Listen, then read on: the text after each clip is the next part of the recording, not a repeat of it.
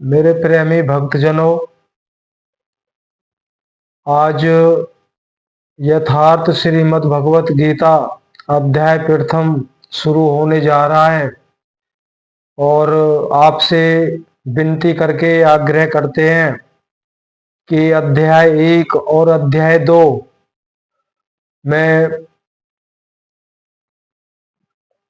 जो ज्ञान है वो हो सकता है हमारी समझ में ना आए, लेकिन कि कोई भी हम भक्ति मार्ग चुनते हैं तो जड़ और चेतन क्या है उसके बारे में विशेष जानकारी हमें होनी चाहिए। माना सत्य ज्ञान क्या है और असत्य ज्ञान क्या है, सच क्या है, झूठ क्या है, इसका ज्ञान होना बहुत जरूरी है। और इस यथार्थ जो गीता, यथार्थ का मतलब होता है जो सत्य है, जो कभी नहीं मिट सकता। तो धीरे धीरे करके अध्याय 1 और 2 को सुनकर जैसे ही हम आगे बढ़ेंगे तो हमारा जो हमारा बुद्धि का जो दायरा है, जो सर्कल है, वो बहुत उसका फैलाव होता चला जाएगा। हर वस्तु का ज्ञान यथार्थ गीता से होने वाला है। इसलिए शुरू में कुछ समझ में आएगा, कुछ नहीं आएगा, वो एक अलग बात है। लेकिन अध्याय 1 और 2 जैसे 4-5 अध्याय पे हम पहुंचेंगे तो पिछला भी समझ में आ जाएगा। तो इसलिए कहना पड़ रहा है, आप सुने, समझ में आता है या नहीं आता है, हमें सुनना है बस। आइए शुरू करते हैं। ओम श्री परमात्मने नमः। यथार्थ गीता श्रीमद् भगवत गीता अध्याय प्रथमो अध्याय। धृतराष्ट्र उवाच धर्म क्षेत्रे कुरुक्षेत्रे संवेतायुयुत्सवा मामकाः पांडवाश्वा किम कुर्वता संजया। ये प्रथम अध्याय का प्रथम श्लोक है। धृतराष्ट्र ने पूछा, हे संजय, धर्म क्षेत्र कुरुक्षेत्र में एकत्र युद्ध की इच्छा वाले मेरे और पांडु के पुत्रों ने क्या किया। अब यहाँ पे देना है हमें हमें जो अपना ध्यान है ना, अपनी सूरत को उस भारत भूमि का जो क्षेत्र है, जो भूखंड है, कुरुक्षेत्र की जो भूमि है, वहां नहीं लगाना है। उस युद्ध पे बिल्कुल नहीं लगाना है। वो ज्ञान नहीं है। उस युद्ध का श्रीमद् भगवत गीता में ज्ञान ही नहीं है। उस युद्ध के माध्यम से हमें अंतःकरण में जो युद्ध है, जो अंतःकरण में जो कुरुक्षेत्र का युद्ध हुआ है, उसको समझाने की कोशिश की है उस महायोगेश्वर श्री कृष्ण भगवान ने। वो समझना है हमें। तो इसमें कह रहे हैं, अज्ञान रूपी धृतराष्ट्र और संयम रूपी संजय।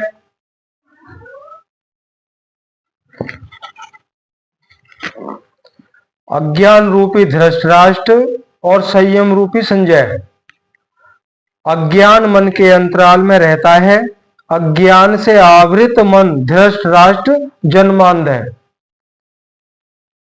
एक तो जन्म से अंधा है, दूसरा परमात्मा ही सत्य है, उसको जानता हुआ भी मोह रूपी दुर्योधन को चाहने वाला मन से भी अंधा है।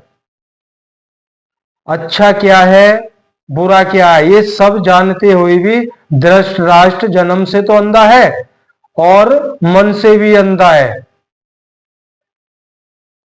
अगर हमारे जिस जीव के अंदर ये दोनों वृत्तियां हैं, हम तो जन्म से अंधे नहीं है, लेकिन हम सब कुछ जानते हुए भी हम मन से अंधे बने बैठे हैं, तो हम भी धृतराष्ट्र की श्रेणी में आते हैं। दूसरा, किंतु संयम रूपी संजय के माध्यम से यह देखता है, सुनता है, वह समझता है कि परमात्मा ही सत्य है। हम भी यही करते हैं। हम कुछ नहीं जानते तो हम गुरुओं के माध्यम से सत्य क्या है, असत्य क्या है, हम हमें क्या करना है, क्या नहीं करना है, गुरुजन हम सबको बताते हैं, लेकिन हम फिर भी अंधे हैं, अज्ञानी हैं। तो हम सब धृतराष्ट्री हैं। जानते हुए भी हम मान नहीं रहे, हमें वही करना है जो हमारा मन चाहता है। वह जानता है परमात्मा ही सत्य है, फिर भी जब तक उससे उत्पन्न मोह रूपी दुर्योधन जीवित है, जब तक धृतराष्ट्र के अंदर मोह रूपी दुर्योधन जीवित है, इसकी दृष्टि सदैव कौरवों पर रहती है, विकारों पर ही रहती है। अब यहां पे कौरव कौन है आगे बताया जाएगा। कौरव जो है एक विषय विकारों से भरी हुई सेना थी, जिनके अंदर छल कपटी था। धृतराष्ट्र सत्य को जानता हुआ मोह रूपी दुर्योधन को चाहता हुआ सदैव दृष्टि कहां रखी, अपने ही पुत्रों पर, जबकि जानता था मेरे पुत्र गलत मार्ग में हैं। तो इसलिए जन्मांध था और मन से भी अंधा था धृतराष्ट्र। शरीर, अब यहां पे देखिए, शरीर एक क्षेत्र है, जब हृदय देश में, शरीर एक क्षेत्र है, जब हृदय देश में दैवी संपत्ति का बाहुल्य होता है तो यह शरीर क्या बन जाता है, धर्म क्षेत्र। जब तक इसमें आसुरी संपत्ति का बाहुल्य होता है तो यह शरीर कुरुक्षेत्र बन जाता है। कुरु का अर्थ होता है करो, कर्म। यह शब्द आदेशात्मक है। श्री कृष्ण कहते हैं प्रकृति से उत्पन्न तीनों गुणों द्वारा परवश होकर मनुष्य कर्म करता है। वह क्षण मात्र भी कर्म किए बिना नहीं रह सकता। गुण गुण उससे करा लेते हैं, सो जाने पर भी कर्म बंद नहीं होते। वह भी स्वस्थ शरीर की आवश्यक खुराक मात्र है। तीनों गुण मनुष्य को देवता से कीट पर्यंत शरीरों में ही बांधते हैं।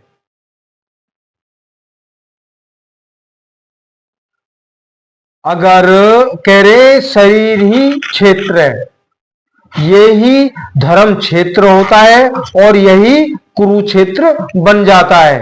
ये कोई भारत भूमि का कोई भूखंड वो कुरुक्षेत्र नहीं है जहां युद्ध हुआ था। युद्ध इस शरीर में हुआ था। पांडव सजातीय थे और कौरव विजातीय थे। तो पांडव धर्म क्षेत्र में खड़े थे और कौरव कुरुक्षेत्र में खड़े थे। क्यों? वहां पे विषय वासनाओं का तांडव उनके अंदर चल रहा था। तो इसलिए कुरुक्षेत्र और धर्म क्षेत्र, ये दोनों का युद्ध हुआ बाहरी तौर पे। उससे श्री कृष्ण भगवान ने उसका कोई भी ज्ञान हमें गीता के अंदर नहीं दिया है। सारा अंतःकरण का युद्ध जो प्रत्येक साधक को करना है उसका ज्ञान दिया है। कह रहे हैं प्रकृति के जो तीन गुण हैं वो कर्म करा ही लेते हैं। जब हम सो रहे होते हैं तो श्वास हमारे जीवन के लिए बहुत ज्यादा आवश्यक है।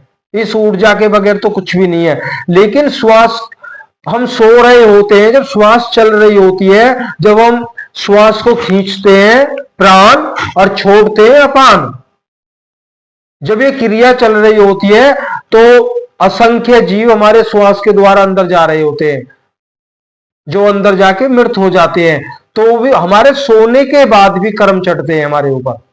तो कर्मों से हम नहीं बच सकते, कर्म चलते ही रहते हैं बराबर। ये बात हमें समझनी चाहिए।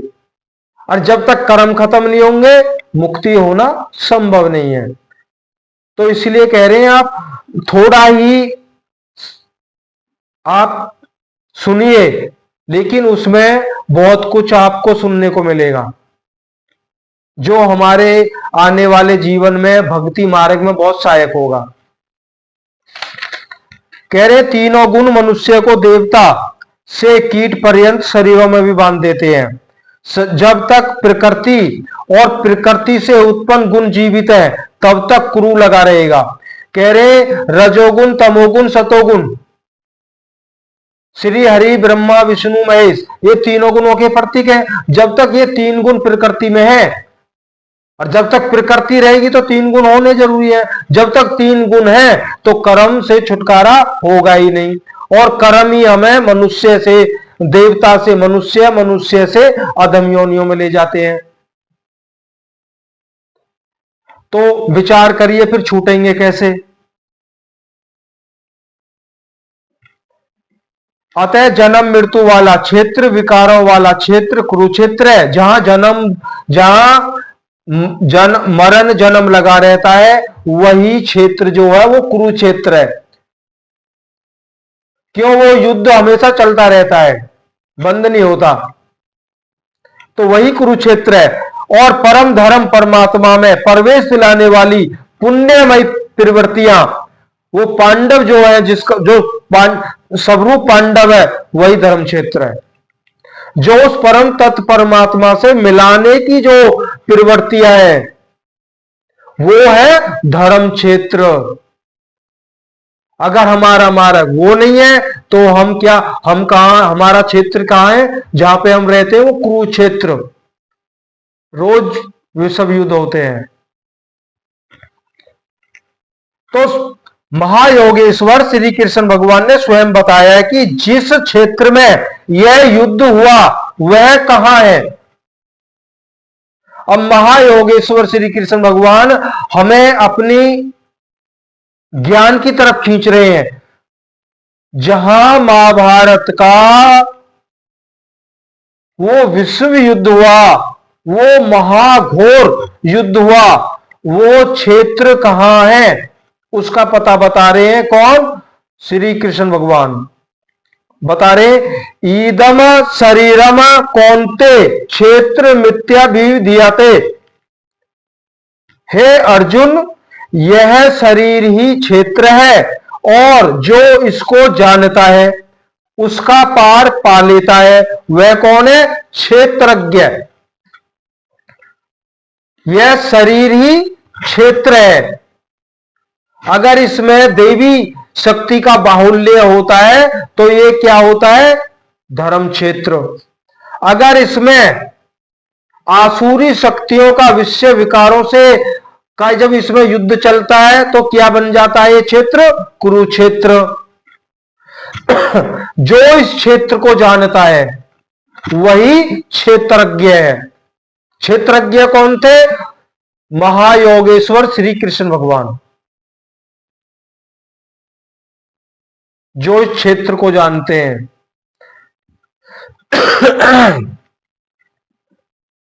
आगे इन्होंने क्षेत्र का विस्तार बताया।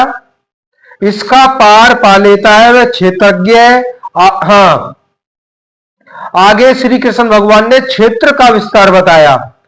इसका विस्तार कहां तक है? ये फैला कहां तक है?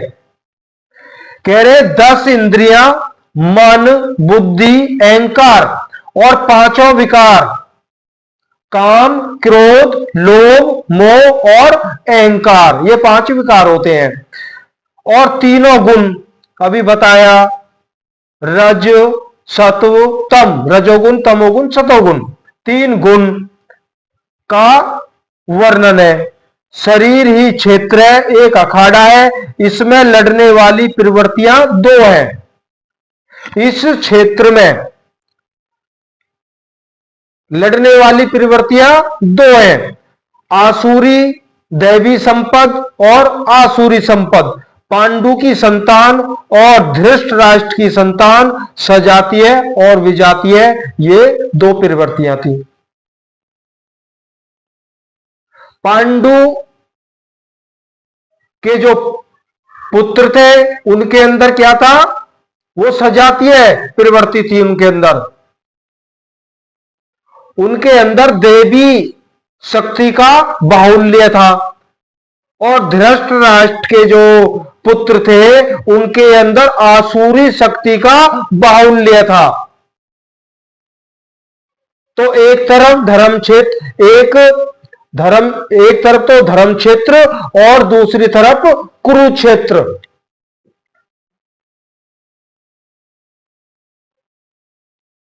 और इसलिए पांडव सजातीय और कौरव विजातीय प्रवृत्ति थी, ये दो। अनुभवी महापुरुष की शरण जाने पर इन दोनों प्रवृत्तियों में संघर्ष सूत्रपात होता है। यह क्षेत्रज्ञ का संघर्ष है और यही वास्तविक युद्ध है। विषम युद्ध से इतिहास भरा पड़ा है। अब समझिए, श्री कृष्ण भगवान कह रहे विषम युद्ध से इतिहास भरा पड़ा है। अनंतों बार विषम युद्ध हो चुके हैं, किंतु उसमें जीतने वालों को भी शाश्वत विजय नहीं मिलती है। जिस राजा की विजय भी होती है उनको शाश्वत यथार्थ सत्य विजय उनको प्राप्त नहीं होती है, क्योंकि ये तो आपसी बदले हैं। प्रकृति का सर्वदा समन करके प्रकृति से परे की सत्ता का दिग्दर्शन करना और उसमें प्रवेश पाना ही वास्तविक विजय है। यही एक ऐसी विजय है जिसके पीछे हार नहीं है। यही मुक्ति है जिसके पीछे जन्म मरण का बंधन नहीं है। अब ये बाहरी जो भौतिक जगत का जो युद्ध है ये तो बदले हैं। हमने उनको मारा, उन्होंने हमें मारा। इस जन्म में हमने उनसे बदला लिया, अगले जन्म में वो हमसे बदला ले रहे। आगे चल के श्री कृष्ण भगवान इस बात को स्पष्ट करेंगे कि ये तो बदले हैं और ये युद्ध कभी भी समाप्त नहीं होता है। असल जो युद्ध है, जो महाभारत का जो असल युद्ध हुआ था, वो तो उस परम तत्व की प्राप्ति को दिलाने वाला युद्ध था। उस युद्ध में किसको मारा जाता है, अभी आपको श्री कृष्ण भगवान ने बताया था। वो क्षेत्र का जो विस्तार है उसमें कौन कौन सेनाएं खड़ी है। उसमें 10 इंद्रियां हैं, मन है, बुद्धि है, अहंकार है, काम है, क्रोध है, लोभ है, मोह है और अहंकार है। और भी अनंत प्रकार के विषय विकार है। उनको मारना, जब उनको मारोगे, उनको दमन करके ऊपर चढ़ाई करोगे तो तब कहलाते हैं क्षत्रिय। अब यहां पे हम जाति पातियों में बट गए हैं, ये भी आगे अध्यायों में खुलासा करेंगे महायोगेश्वर श्री कृष्ण भगवान। कह रहे हैं जो ये 4 वर्ण है, आज हम 4 वर्ण में बटे हो रहे हैं। और भी बहुत सारे वर्ण निकल गए, 4 वर्णों से जन कितने बन गए। वो यही तो है कि श्रीमद् भगवत गीता को समझ नहीं पाए हम। वो 4 वर्ण क्यों बोले श्री कृष्ण भगवान ने?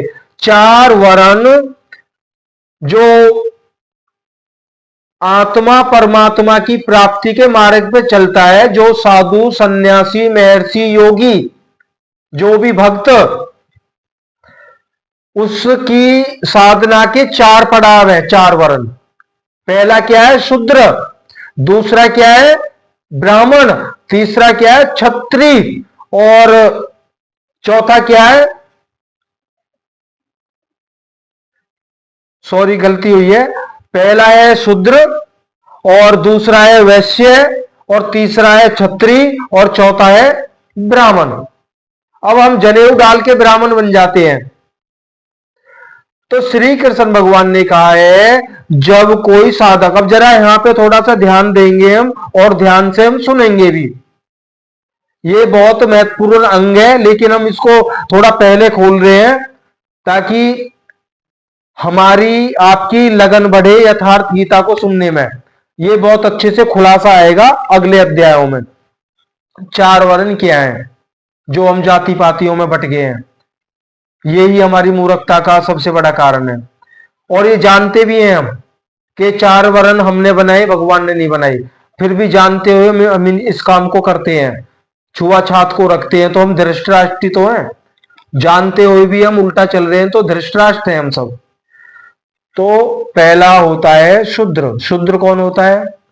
जब हमारे अंदर जिज्ञासा होती है, किसी सच्चे संत की शरण में जाते हैं, तो वो हमें कुछ नियम बताते हैं, आश्रम के बारे में बताते हैं, कुछ सेवाएं बताते हैं,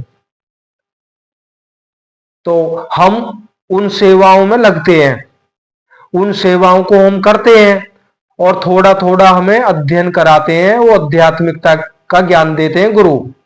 जब इन इन हम सेवा भी करते हुए और शिक्षा लेते हुए जब हमारी दृढ़ता हो जाती है, तो हमारी, जब हम ये करते हैं तो हमारी अवस्था क्या होती है? शुद्र। शुद्र अवस्था का वो भक्त होता है। जब इसमें चलते चलते वो दृढ़ता से चलने लगता है, तो उसकी अवस्था में परिवर्तन होता है।